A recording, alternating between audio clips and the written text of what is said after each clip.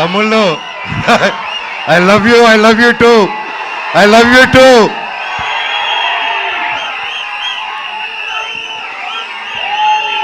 Thank you. I love you all. నేను చాలా మాట్లాడేదానికి వచ్చాను తమ్ముళ్ళు, మొత్తం పోయేలాగుంది చిప్పులో నుంచి.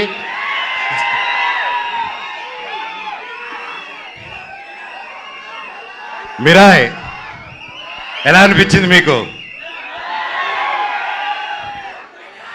అందరికీ నమస్కారం.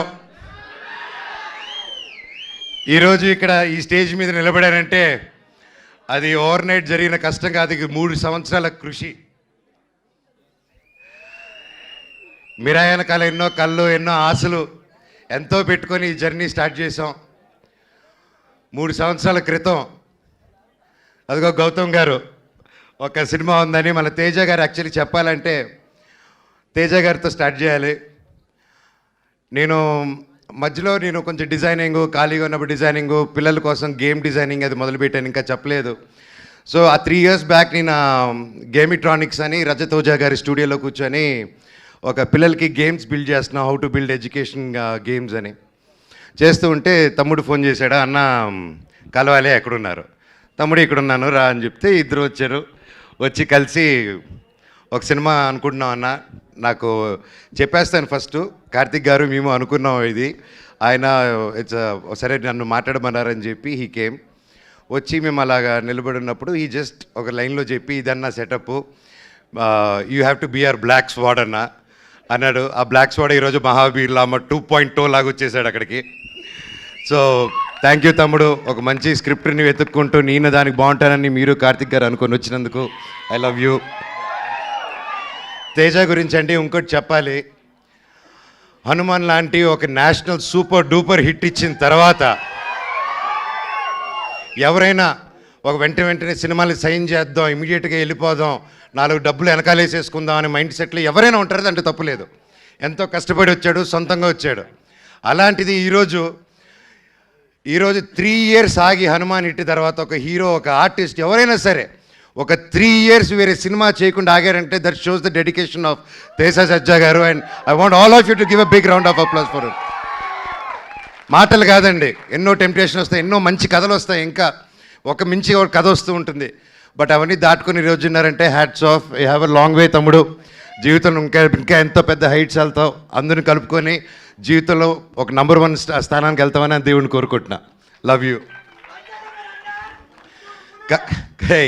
చిత్తూరు గురించి ఎత్తకో. కార్తిక్ గారు గురించి చెప్పాలంటే ఈజ్ బికమ్ ఎన్ ఎమోషన్ నాకు. ఆయన టాలెంట్ ముందు ఎవరైనా చిన్నపోతారు, ఎస్పెషల్లీ నాకు సినిమా గురించి కొంచెం తెలుసు అనుకున్నాను, ఆయన కలిసాక తెలిసింది నాకు సినిమా గురించి ఏమీ తెలియదని. మళ్ళీ ఫస్ట్కి వెళ్ళిపోయి నేర్చుకుంటున్నాను.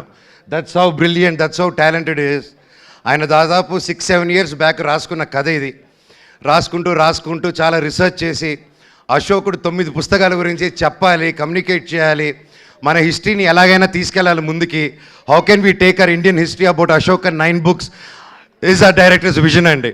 And today he crafted it so well and it is not easy, అంత ఈజీగా అనుకుంది వచ్చేలేదు. అండ్ ఫస్ట్లో గౌతమ్ గారు అలాగే అందరూ కాన్సెప్టలైజ్ చేసినప్పుడు ముందుకి తీసుకెళ్ళాం. అండ్ సినిమా షూటింగ్ స్టార్ట్ అయ్యి అలా పెద్దగా వెళ్తూ ఉంది. అండ్ ఒకసారి ఆ క్వాలిటీ చూసిన వెంటనే ఫస్ట్ ఒక షెడ్యూల్ వెళ్ళి క్వాలిటీ తీసుకుని వచ్చారనమాట, నేపాల్కి వెళ్ళి.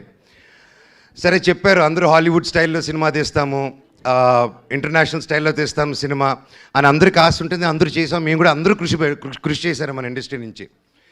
కానీ it's a true international film standards అని కార్తిక్ గారు ఆయనే డిఓపిగా ఉండి ఆయనే డైరెక్షన్ చేసుకుంటూ చేయడం మాటలు కాదండి. హ్యాట్స్ ఆఫ్ కార్తిక్ గారు. రియలీ వయసు వచ్చినవారైనా శిరస్సు వంచి దండం పెడుతున్నాను. Your awesome.